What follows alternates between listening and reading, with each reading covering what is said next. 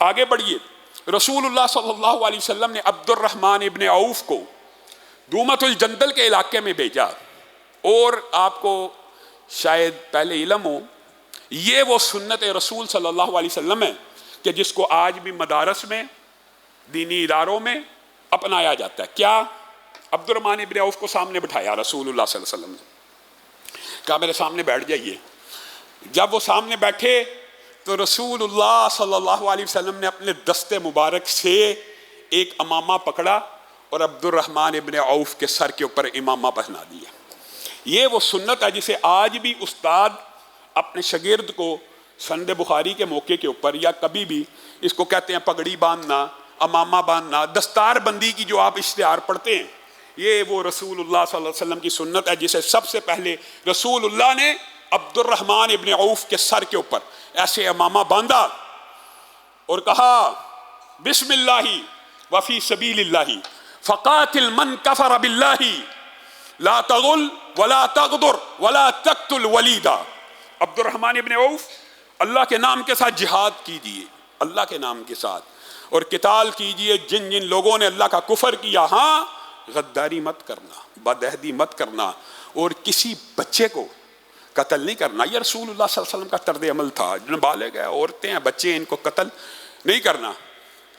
اور ساتھ میں ابھارا جہاد فی سبیل اللہ پہ عبد الرحمن ابن عوف کو، لیکن ساتھ میں یہ اس کو کہتے ہیں دلائل نبوت، ساتھ میں ایک پیشین گوئی بھی کر دی، اور ایک بات کو بتا بھی دیا کہ عبد الرحمن، جس علاقے میں دومت الجندل، آپ خود اندازہ کیجیے، جس علاقے میں جا رہے ہو وہاں پہ اسلام کی تبلیغ بھی کرنا، جہاد تو کرنا ہی ہے، جہاد کی پگ باندھی ہے، جہاد کی دستار بندی ہوئی ہے، لیکن اس کے امیر کو، جو اس کا سردار ہے نا، اس کو اسلام کی دعوت دینا۔ یہاں سے یہ بات ثابت ہوتی ہے کہ رسول اللہ صلی اللہ علیہ وسلم کی حکمت عملی اور اسٹریٹجی میں یہ بات شامل تھی کہ سرداران کو بھی دعوت دی جائے۔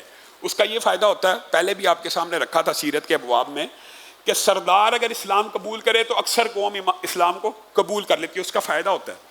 عبد الرحمن ابن عوف کو بھی یہی نصیحت کی کہ ان کے سردار کو اسلام کی دعوت دینا، جو عیسائی ہے، اور اگر وہ اسلام کی دعوت کو قبول کرے، ساتھ میں ایک اور نصیحت کی، تو پھر اس کی بیٹی سے بیاہ بھی کر لینا، اس کو بھی عزت عطا کرنا۔ یہ رسول اللہ صلی اللہ علیہ وسلم کی اسٹریٹجیز اور حکمت عملیوں میں یہ بات بھی شامل تھی۔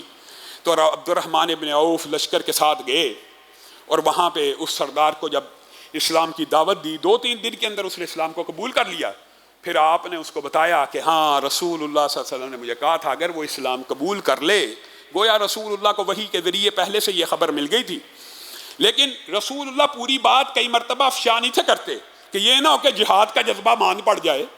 جانا جہاد کے لیے، قتال کے لیے، تبلیغ کرنا، اسلام قبول کرے گا تو بیٹی سے شادی کر لینا۔ عبد الرحمن ابن عوف نے یہی کام کیا، جہاد کی پوری تیاری کی، رعب و دبدبہ پڑ گیا، اسلام کی تبلیغ کی، اسلام کو قبول کیا، اکثر لوگوں نے اسلام کو قبول کر لیا۔ تو ساتھ عبد الرحمن ابن عوف نے کہا رسول اللہ نے یہ بھی فرمایا تھا کہ آپ کی بیٹی سے میں نکاح کروں۔ انہوں نے اپنی بیٹی دی۔ یہی وہ والد ہیں کہ جن کے بطن سے حضرت ابو سلمہ رحمہ اللہ پیدا ہوئے۔ عبد الرحمن ابن عوف کے گھر میں ایک عظیم تابعی، ایک جلیل القدر محدث ابو سلمہ، انہی کے بطن سے پیدا ہوئے۔ گویا یہ دومت الجندل کا جو سارے کا سارا واقعہ ہے، یہ بھی کمپلیٹ ہو گیا۔ یہاں سے یہ مختلف اس دوران رسول اللہ صلی اللہ علیہ وسلم جو اقدامی جہاد کر رہے ہیں، یہ بنیادی طور پہ فتح مکہ کا پیش خیم ہے کہ علاقوں میں دبدبہ بیٹھ جائے۔ غزوہ بنی لحیان بھی اسی سلسلے کی کڑی ہے۔ رسول اللہ خود، یہ سریہ نہیں ہے، رسول اللہ صلی اللہ علیہ وسلم خود اس غزوے میں شامل ہوئے۔ 200 کے ساتھ رجیع کے واقعے کی تفصیل آپ کے سامنے رکھی تھی، جہاں پہ صحابہ سے غداری ہوئی۔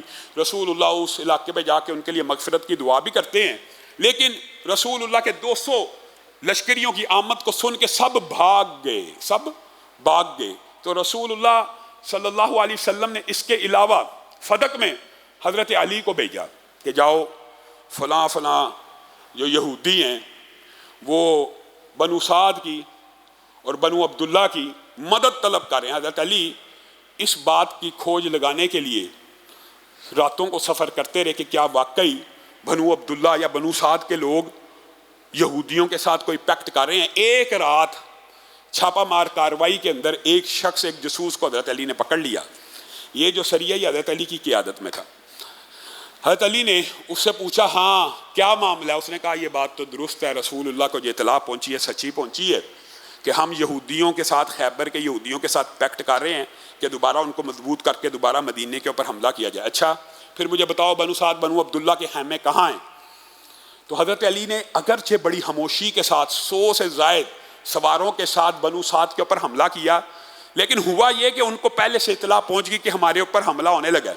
لیکن حضرت علی کی یہ حکمت عملی ایسی کامیاب رہی کہ بعض روایات میں آتا ہے کہ حضرت علی نے یہ مسلمانوں کے وہ اسباب ہیں ان جنگوں کے کہ جس کی وجہ سے مسلمانوں کی معاشی حالت بھی درست ہوتی چلی جا رہی ہے۔ اس اکیلے اس چھاپا مار کارروائی میں بعض روایات کے اندر آتا ہے حضرت علی نے 500 سے زائد بنو سعد کے اونٹوں کے اوپر قبضہ کیا اور 200 سے زائد دودھ دیتی بکریوں کے اوپر قبضہ کیا اور انہیں ہانک کے مدینہ کی طرف لے آئے۔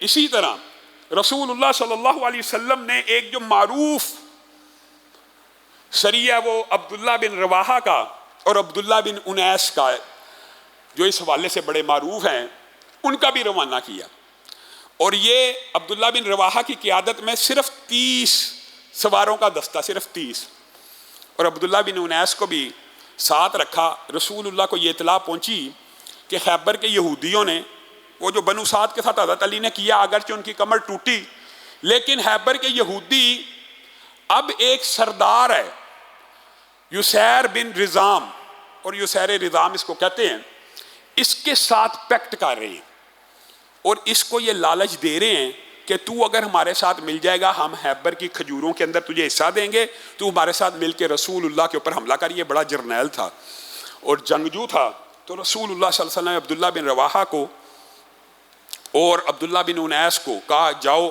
ذرا یسیر بن رزام کا تو تعاقب کر کے آؤ اور اس کی اصلاح کرو، اور اگر وہ جنگ کرتا اس کو قتل کر دیا جائے۔ تو یہ صحابہ گئے، عبداللہ بن رواحہ اور عبداللہ بن انیس نے یسیر بن رزام سے معاملات طے کیے اور کہا تو کہاں پہ بھٹکتا پھر رہا ہے؟ خیبر کے یہودیوں کے ساتھ پیکٹ کرنا چاہتا ہے، تیرا پیکٹ ہم رسول اللہ کے ساتھ نہ کروا دے؟ تو کہا بدلے میں کیا ملے گا؟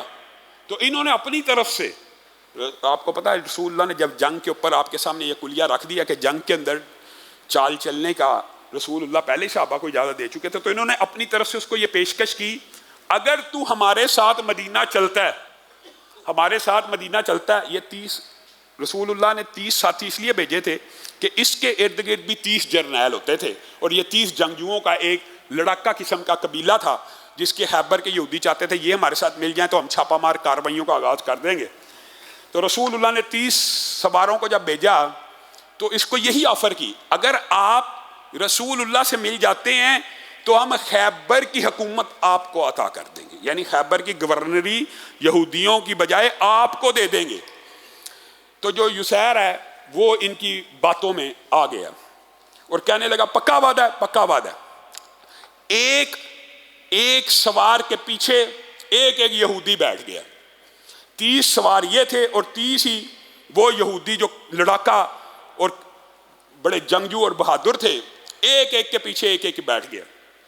اب جب کچھ دور کرکرات السبار ایک جگہ کا نام ہے، وہاں پہ پہنچے تو یسیر کے ذہن میں یہ خیال آیا کہ یہ کہیں مجھے جھوٹ بول کے یا کسی طریقے کے ساتھ اور کسی پلاننگ کے ساتھ تو رسول اللہ کے پاس نہیں لے کے جا رہے۔ اچانک اس کے دماغ میں خیال آیا اور اس نے، وہ بیٹھا ہوا تھا عبداللہ ابن انیس کے اونٹ کے پیچھے، اچانک ان کی تلوار کی طرف ہاتھ بڑھانے لگا۔ عبداللہ ابن انیس کو پتہ چل گیا کہ یہ میری تلوار پکڑنے لگا، انہوں نے تلوار نکالی اور اس کی ٹانگ کاٹ دی۔ اس نے گرتے گرتے کمان سے عبداللہ ابن انیس کے سر کے اوپر وار کیا، ان کا سر پھٹ گیا۔ عبداللہ بن رواحہ آگے بڑھے، اس کو قتل کیا، اور 30 کے 30 وہ جو یہودی بڑے سپہ سالار اور جرنیل تھے سارے کے سارے صحابہ نے ان کو ایک ایک کر کے مارنا شروع کیا۔ 29 مر گئے، ایک فرار ہو گیا اور جس نے یہ ساری خبر پھر یہودیوں کو جا کے پہنچا دی۔ تو عبداللہ ابن انیس بھی جب رسول اللہ صلی اللہ علیہ وسلم کی بارگاہ میں پیش ہوئے، اپنا پھٹا ہوا سر دکھایا، رسول اللہ صلی اللہ علیہ وسلم نے اس پھٹے ہوئے سر کے اوپر ہاتھ کو پھیرا، خون بھی بند ہو گیا اور زخم کا نشان بھی غائب ہو گیا۔ اور یہ بھی معجزات رسول صلی اللہ علیہ وسلم کے ابواب میں سے ہے۔ گویا رسول اللہ صلی اللہ علیہ وسلم نے خندق کے بعد ہمیشہ اقدامی جہاد کیا. دیکھ فتح مکہ کی جو لوگ اصل میں خندق کے بعد سیدھا فتح مکہ کو جو بیان کرتے ہیں کہ یہ کیا ہوا کہ 2 ڈھائی 3 سال کے اندر اندر ہی اتنا بڑا انقلاب بپا ہو گیا کہ کہیں ہزاروں میں آئے تھے اور ابھی شکست نہیں. یہ رسول اللہ کی حکمت عملیہ تھی اور یہ رسول اللہ صلی اللہ علیہ وسلم کی اقدامی جہاد کی کاروائیاں تھیں مختلف علاقوں کے اندر کہ جس کی وجہ سے یہ ماحول بنا. اور بعد ایسے چند واقعات انشاءاللہ آئندہ آنے والے خطبے میں آپ کے سامنے رکھیں گے. اللہ رب العزت ہمیں سیرت رسول سے جو جذبہ جہاد کا سبق بھی ملتا ہے اس کو بھی اپنانے کی توفیق عنایت فرمائے.